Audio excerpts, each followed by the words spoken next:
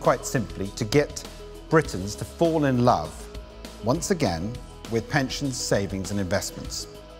To grasp clearly that having money put away gives you options not only to buy a home, but to change careers, survive life setbacks, and crucially, to provide better living standards in old age.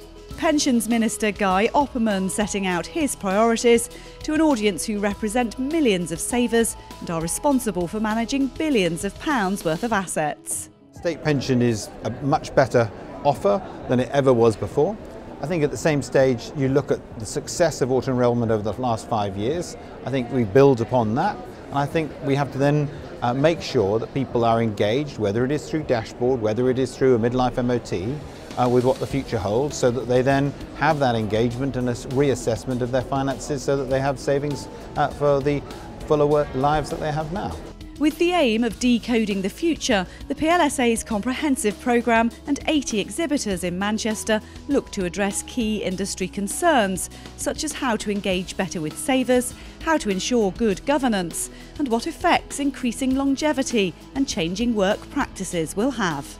In the past, pensions existed as a standalone siloed financial product. Final salary pensions, you didn't really noticeably join them, you didn't noticeably contribute to them, you certainly didn't have to do any planning, you just stayed until retirement and you got an income for life.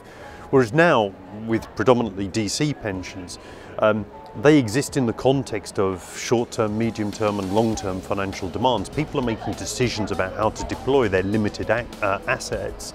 So we've got to make the pension story, the lifetime saving story, compelling in that context. Jobs are going to change, we're going to need to reskill and retrain.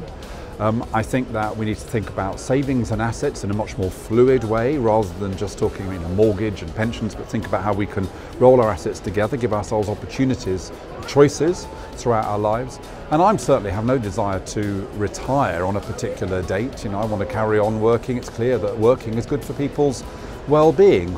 A view shared by co-author of The 100-Year Life, Professor Linda Grattan. We used to think about life as 3 stages: full-time education, full-time work, full-time retirement. Well, each one of those stages will now change, and what we're thinking about now is a multi-stage life where you're educated right the way through, you work right the way through, but you also have time for leisure and retirement right the way through, so you actually mix it up more. In a shifting landscape, the ability to engage with modern savers will increasingly rely upon the use of consumer-friendly technology, something the association's new chief executive wants to see the industry fully embrace.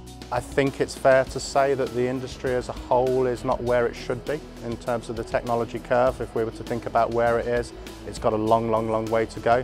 We at the PLSA, in the way that we do things with our members and the way that we communicate with our members, we've got a long way to go as well. It'll be something that we'll be kind of focusing and prioritising on as an organisation, not least in terms of things that we discuss with our members. Meanwhile, offering his worldview, Channel 4 News' Matt Fry highlighted how challenging the current global conditions are to investors.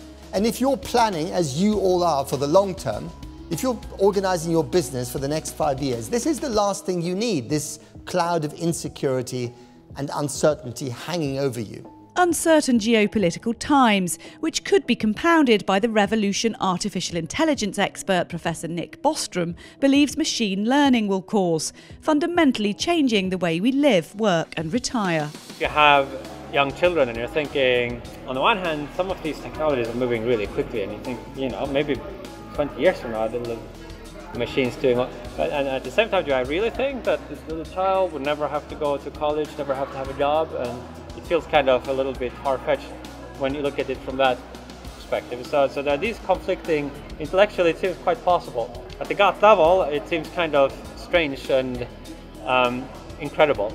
So maybe one should let both of these perspectives coexist and one's net assessment kind of be a superposition of those. So for the 1,500 industry members gathered here, 3 days of unique perspectives and expert insights, and of course the opportunity to be part of the most influential conversations about the future of UK pensions and lifetime savings.